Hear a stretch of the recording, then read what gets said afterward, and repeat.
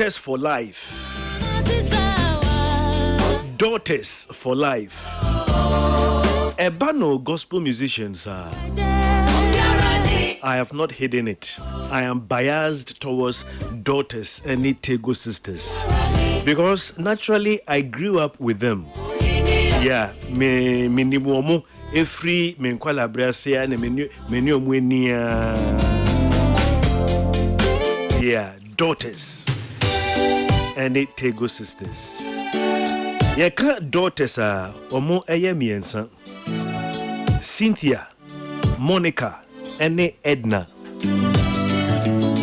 And 20th November, Edna na woda. Enti anape mijina Cynthia and Monica anemu. Wishe Edna of Daughters of Glorious Jesus. Me wishing a happy birthday.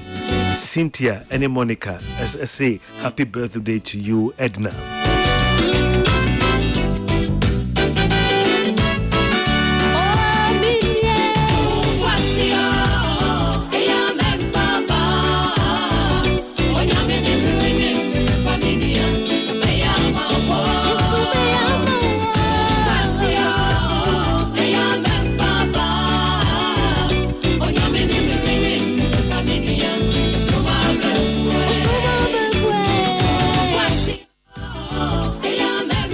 Anyum tufo aya wo moye mienu ene miensa obehwa na omuntemu apapai Tego sisters omukra de nyanwanwa se wo moye ntafo na daughters ema miensa a wo motumi atonyum abro emfie bese eduanan a wo muntemu empapai ye enafom ningna nti na mepa menuanu mo ba na mepa omo asamsa no.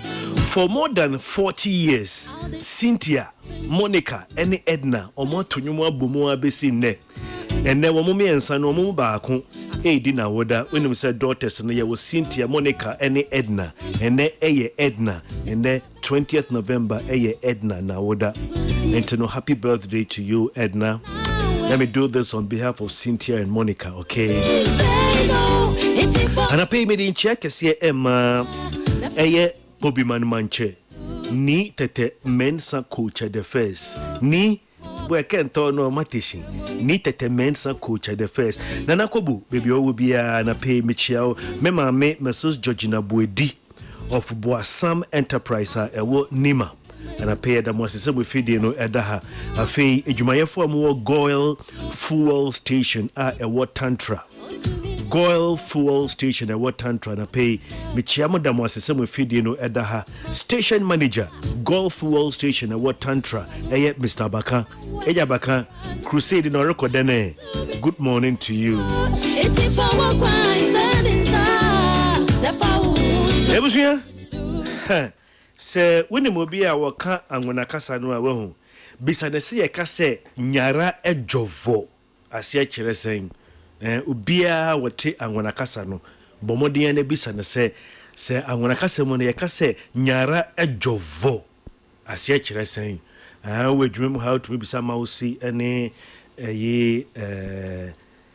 friend say na ya okese mu ya se yeka se nyara ejovo asia kire sen Mirieja metimi baby na meten nyome bidin na anapei ahomache ena meti se BBC omo se akonta madamfo wa sign document bi anapei eye Epstein files no Donald Trump enya assign meti ye pe ayibekasa na mente dodo medampa so ahomache na BBC kan se Donald Trump enya sign Epstein files no asemwe freeman no ba ya ne se nyara ajovo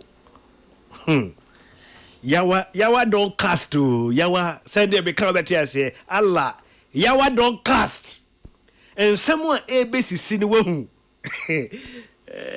ana pay die oh say yesi woni abotra yentube yi sa Epstein files yi me nka ho asem free bre baaye ana pay gi megibe yesema enum na mebo asem ni nyina atofa e kirew because Donald Trump assign say ensem ni nyina no afa yemfa mbeto dwa no Allah yawa don't cast ensem a ebe pie no wo hu But before that, on a very light note, Abra, crew ye day next World Cup Bemano.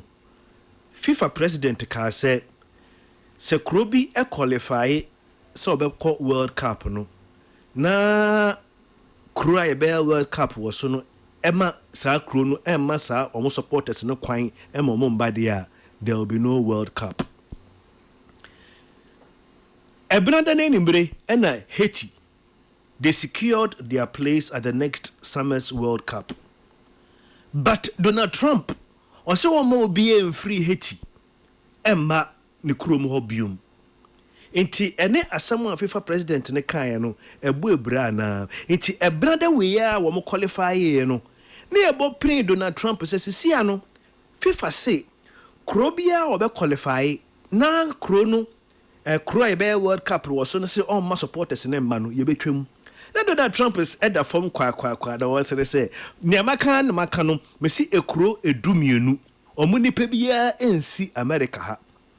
Ningina ne said Donald Trump say ane all ma Haiti ni bia ma na Haiti krom US krom ho no ankasa no we Haitians a wo mo US krom no musisia no omo ye 852,000. Enti so wakasa wo ma ofoforo bia ma say Haitians for no kasa ombe support omo team na omo a omo ebo omo bra ewo America, especially around Florida. Omo dodo ye be 852,000. Omo nko betumi support team no. Another country so a omo enwini a Donald Trump so maning omo crofo emba Iran. Sa Haiti fo yankasa no wo kai say brebi betwem ko last year. Donald Trump say Haitians are womuti Springfield Ohio. Omu wiewia nkrofo nkraman ene enjinamoa ekunkum wo mowe. Okay, now let's get to the serious story this morning. And I pay BBC their truth just said Donald Trump was signing a bill or order US Justice Department to release Epstein files. Abrantina ni din Eddie Epstein no wo. A convicted sex offender. Owuye ewo US prison in 2019. Me hunu ni peda sene a wewu. Nanso ohwinhwim etitirufo e de abofom. Epstein files no me mbo so da. Nti no enye me wonwa se bi obi sabisa Kofi e den pa ne sa Epstein's files na Donald Trump assign se MP nti a wo se asem abefie no tie. Until this weekend, Donald Trump, as the president of the United States, or the 9 esifom aye bibia say ma kwan emasa Epstein files MP abonten. Wa shekete say yemfa ye 9 yemfa ensiso. Inti nwanwa pa say weekend we sekusie epie wi a se ohunu say asembia bane bomu. Inti nwanwa say weekend we Donald Trump full Air Force One no wabot reverse wa ye U10 say afei Epstein's files no yen release ningina free pressure.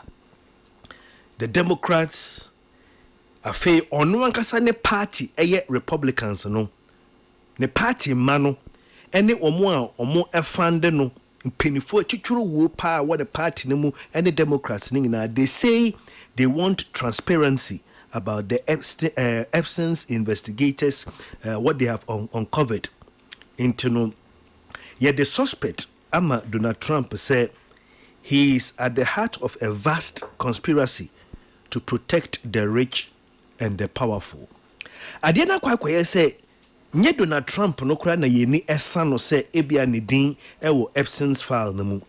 But yesusu say etichirufo bia wo moye enimdifo a wo mo sika pa na Donald Trump oboa pa obo mo ba pa. Now the question is, how did Donald Trump know Epstein's even in the first place? Way back in 1980, na sa Abrantie Epstein no, he was a former neighbor among billionaires at Palm Beach, Florida. And between 1980 to about the year 2000, so that time when Donald Trump on Green so he will pick up a political career. Of all the potential difficulties that Trump could face in his second term, no one could have predicted, say, a long expired friendship with Jeffrey Epstein could be one of them. To say that Sir Jeffrey Epstein who prison cells 6 years ago. But idea Yususu pa say, yano na say a suicide. But we share near econo to musi ye prison. Because nan crofo filler also be wa ya chene so ye be for we de ya chi be for kamanu tum woni me na kwedi dia wo kwa bobi dia ye den ye nyanche me hwemu na ko ono no ko share prison no ye say I'm not go down alone or yes so be bobo etirifo bi edin e no mo kan na no tum e wo ho. Donald Trump dia betu dwa say every 2004 oni Jeffrey Epstein no omadan fofa no ebo chese eba ewiye me pete me ko details but BBC ye ade etumi ma eskafo adan fofa eba ewiye ebisi wo mumienu ne ntem ena you see. But there are questions about who else is involved in the Epstein's sex trafficking abuse of women. Echichirofo bi ahwehwe form dada efri Jeffrey Epstein ne files ne mu. Wenhunu ohene a owo UK eye King Charles. Wenhunu nua Andrew. Sisia Andrew, yen friend Prince Andrew bium. He's now just plain ordinary Andrew Mountbatten Windsor. Yeah. Sir Epstein's files no and a bededi say sir awinga we no obo small girl bi e de share ohene owo UK ni nua bema enamoso ema obi a waye odehye me na we menti wasante kasa muda obi a waye odehye eden no be ya ti afa obeka afa dia wanye dihye biom sisi King Charles ne nua Andrew because of Epstein files no wanye dihye biom. There are a handful of others. Former Barclays chief Jeff Stanley yeyina hwefom. Former ambassador to the United States Peter Mandelson yeyina hwefom. Yeah, they've all been damaged through their connections with Epstein.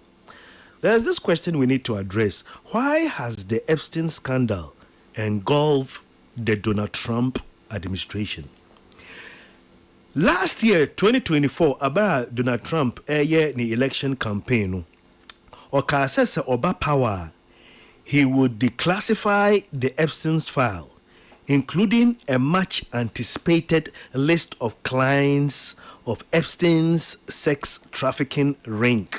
Ne customers na pinifo waden kwada ma wo mo eton wo mo ma wo mo ene wo da no ye say afei omo ba ebeduru power in a very suspicious way, including titruphobia mo Donald Trump aban mu to say the Attorney General Pam Bondi, any FBI director Kash Patel.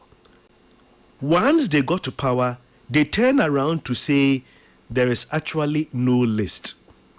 Adia ye nimu se ensaka list Jeffrey Epstein omo ton nkwala ne dema wo no Donald Trump at the year campaign omo bedru ya omo se list bi eni hobium. Hey, Donald Trump within his name has appeared 7 times in the passenger log of Epstein's private jet.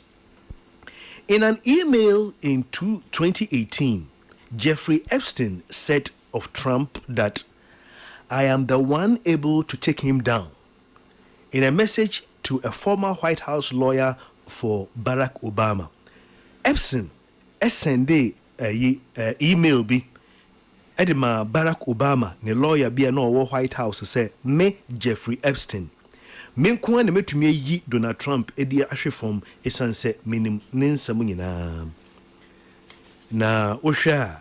Another person who had been implicated New Labour Supreme and Business Secretary in Gordon Brown's government.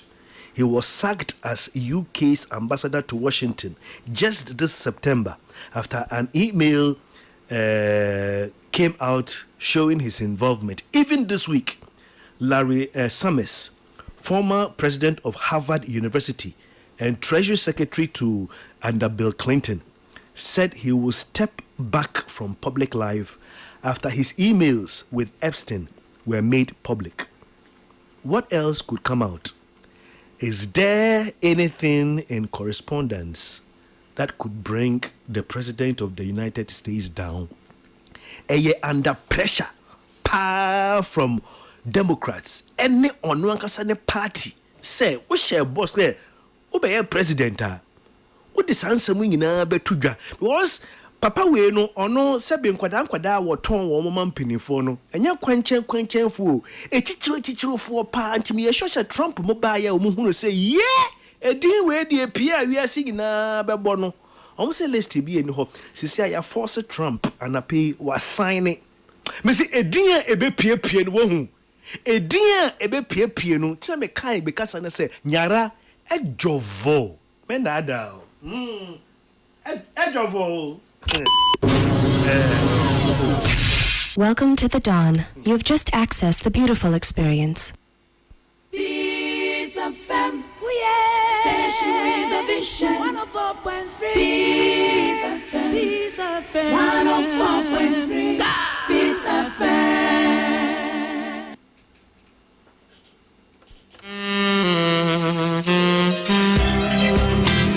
Jesse, we didn't be musa waton kwara ni bia ma wa pa. Na eye dan na UK ohene eye King Charles Ninuya Andrew, he's been stripped of loyalty. Obia waye UK ambassador to Washington. Ne din be mu ya yi ne dibe di free nsam. Akonta madamfo menim sebia na danfufo bi na wo bo mo ho ban ya fine, but obi a wetumi ne Jeffrey Epstein ai ahia afa danfo eburu mfie be yedu se Donald Trump din pie wo mu pe se ne din pie wo mu pe se ne din pie wo mu pe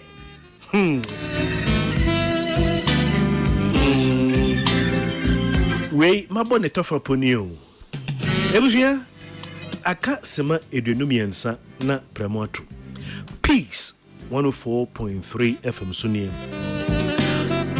Mebacho na saying the winim say wo Ghana ha untumi nya adwuma baako ema waketua no anso.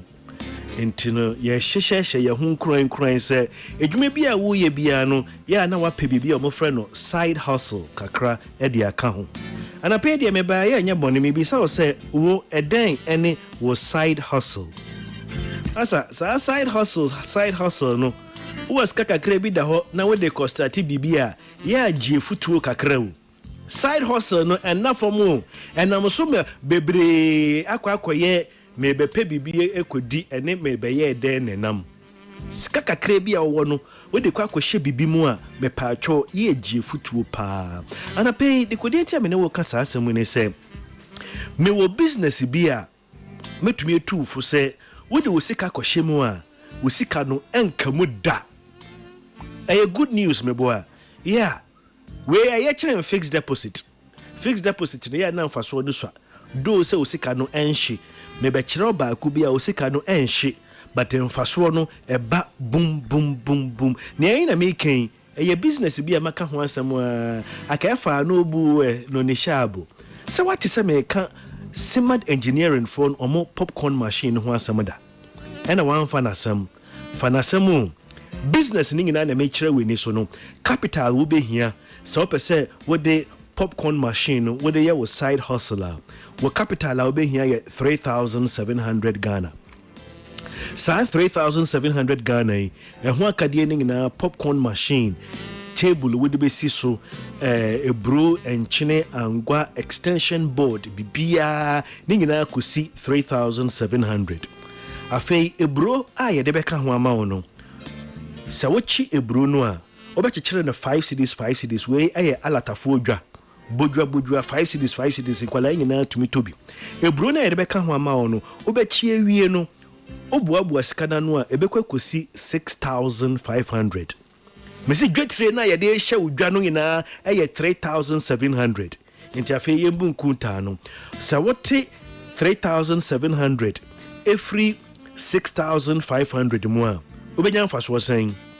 2000 any a chire meboa aya won faso udwe chire no eda so si ho ede ma wo nti sa opesa wo side hustle wonye business da asa crofo mo start business na hye udwe chire so a hye we no unsensi for mo da into fail opesa wo business wo digwa started with popcorn machine no at least udwe chire no enhye no matter what happens opesa medi wenim na wonya popcorn machine yibi now start a business now per 3,700 ready now free number me dey to jwe free 0243 260 184 Mrs. Subium free 0243 260 184 and I say 0546 757007 ufrea yeah the machine be bro ya fix ya mo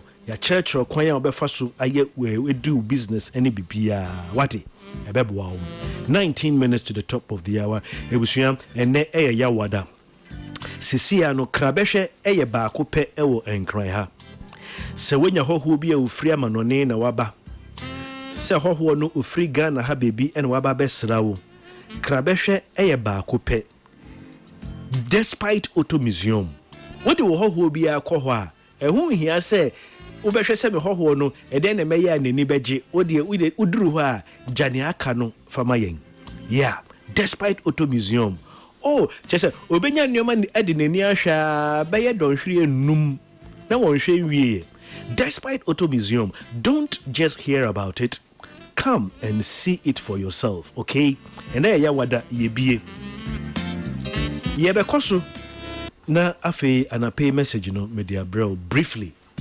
cause absence file no efa break akra but ehu hia pa se obehunu ne aeko anape Donald Trump assign nko ade na aka ni nyina yebebie funadaka so funadaka ne nsam ade be pie no nya agronti no mensa ebre se ma mede bo wa mane ebusu adwumedi a wasuguso a wutie me main sponsor Hisense. See your body Hisense ejina ho edema the best electronic brand. Your body Hisense ejina ho edema the best electronic product. Echinje biye ni ho obi etumi edi chim the best football team which political party is better whether a ban home appliances obi enji chim say product bi wo ho a eye papa chen Hisense number 1 obi eji tum say Hisense we're best known for quality, best for durability, best for energy efficiency, best for affordability, best for style, and best for technology. Hisense, everyday prices for everyday people. And me kwa mbo ye chidom ama me de brief message abe son wana pay. Is Kakrabia best point savings and loans. Ye koswa bodiru se ye customers amuni edin sa waswo ewo makwala. Ya free ye dada nemu eko ye new site no ene SIC mall ene di enhwenim best point savings and loans. We say your dream is our business. Ebusia akasima edunson sema baya miensa da ye nemu no. I want to share with you a message entitled Different Kind of Gratitude. Yeah, this morning I want to share with you, I want to teach you a different kind of gratitude. To be thankful for things that you don't have is a different kind of gratitude. Obi antwene wadwene ensi so. Ya na yesi nia wo bia no fa na saa na da nyame ase. But asedafoforo bi wo ho a esese wotumi weni baso na wo da nyame ase. Wonni se wiase mu no ennuoma bi a wonni esese wo da nyame ase saa ennuoma no wonni saa ennuoma no. Yeah, that is why I gave the title, it is a different kind of gratitude to give thanks for the things that you don't have. Come along with me. Psalm 91, I beg your pardon, Psalm 9 verse 1 says, I will give thanks to the Lord with my whole heart. I will tell of your wondrous deeds. Wholehearted thanksgiving involves acknowledging all of God's wonderful deeds, both big and small. 1 Thessalonians 5:18 says, give thanks in all circumstances, learning to be content in whatever situation. But therefore, the critical factor in life is whether you take things for granted or you take things for gratitude or with gratitude. Ade ehu hia pa we wiase say bibia ofa ne biara ana se bibia no eso weni. Okay, you can know a whole lot about someone by what makes them laugh and by what makes them cry.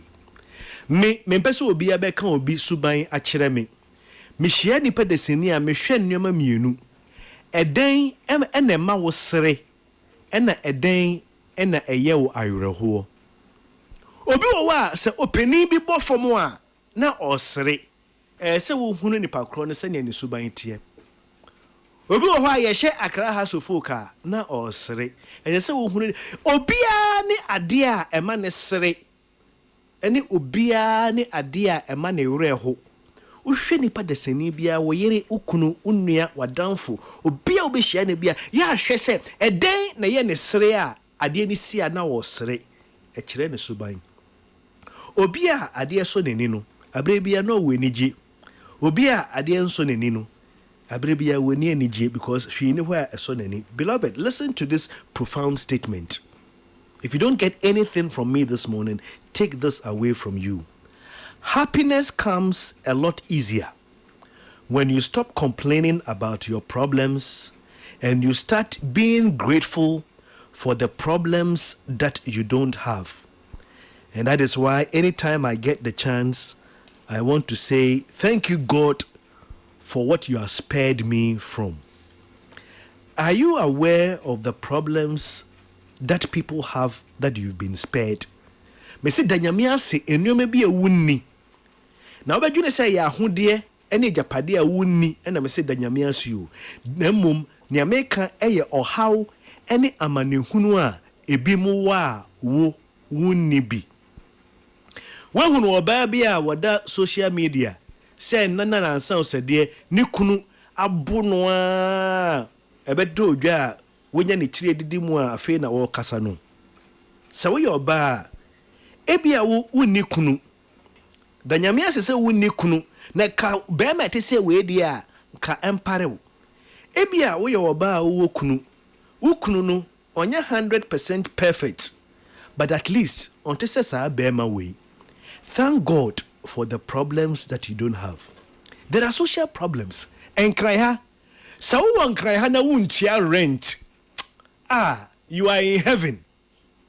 Obia wotie bi dia dem be adwenem sa wo won kran ha wo baby ti na sa wuntua rent me nim heaven wo na wan ko heaven kura nya hwe because wo won kran ha na wotua rent akra different akra na ye enum nkrofo mienu na tin kran ha wo mo mutua rent ene wo mo muntua rent. Thank God if you are not paying rent. It's a problem you don't have. Thank God if you don't buy spare parts. Sometimes when you ufru uba udra na wesi, God is sparing you. Cars akese no. That's a she eba na apomuden. Thank God for some health problems you don't have. Ebi mu eni. Ebi mu eduane ne wo ho, nso appetite ni ho. Obi wo ho a na betiri, obi wo ho a nechi, obi wo ho a ne kotodwe. Some people have erectile dysfunction. Wodi ewukunu ode tatao ema ne ya na wakwa kwhye nika hwe sa wo ye oba warefo a menhye nika nda ebi mu wo wa wo mukunu mu ya broso a ensore wo masa. You see, you might have one of these problems, but thank God that you don't have others. Mami kan sem bi kire wo sa wo ye oba ne se Nyankopon wa ma wo to danyame ase atokase bisa wo ba bia wo to kese atokase eye adesoa se wonimu a wode obedwe se bia Kofi asem a wo kana wo de dia agree. But on the light note, atokase eye adesoa se wo ye oba na Nyankopon o dwene se Nyankopon adi wabro a thank God for the things you don't have. Bisa wo ba bia na toso obeka kiro se atokase nkankan se weni efi kakra wedi every 50 years eko wobɛhunu sɛ ɛtokɛseɛ ɛyɛ adesoa paa sɛ nyame ama wo bi a na wɔdɔ. Be thankful for the things that you don't have. You see, it's a different kind of gratitude. Though it's counterintuitive, it's a way to see the good fortune in what you have been spared from. Instead of dwelling on what you don't have, focus on what you have been spared from having. What it means to be thankful for what you don't have is the avoidance of burden. Obi wa na peye ka say ondi obiaka. Na sa won kran ha na wondi obiaka. Send the heaven na da chi bi ye be ko no. Wo heaven ni mu dada. O tie me na pay na wondi obiaka. Wo heaven dada. Yeah. Be thankful for health. Knowing some people are struggling with their health. It is a way to appreciate what you have and at the same time what you have been spared. Finally, let me end by saying, while being grateful for what you have is important, being grateful for what you don't have can take your gratitude to the next level. It's a different kind of gratitude. God bless you. Peace FM, station with a vision. 104.3. Peace FM, Peace FM. 104.3. Peace FM.